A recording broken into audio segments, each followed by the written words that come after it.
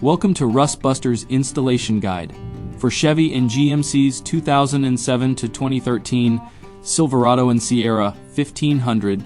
Before you begin, if you are uncomfortable performing any of these procedures, we strongly suggest seeking a qualified professional. Make sure you have all required tools and utilities. Follow all manufacturer's safety precautions. Step 1. Disconnect the vehicle's battery.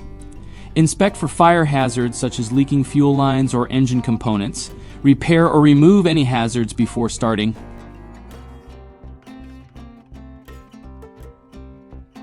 Step 2. Remove the front wheel and fender liner, then unbolt the core support and lift it. Step 3. Cut off the factory core support. If the frame rail where this mount is located needs repairs, do so now. Step 4. Grind the work area down to bare metal, then spray it with weld-through primer. Step 5. Use the factory mount silhouette to align the replacement. Following proper welding procedure, tack weld the part in place, then weld all edges fully. Finally, apply a rust-inhibiting top coat.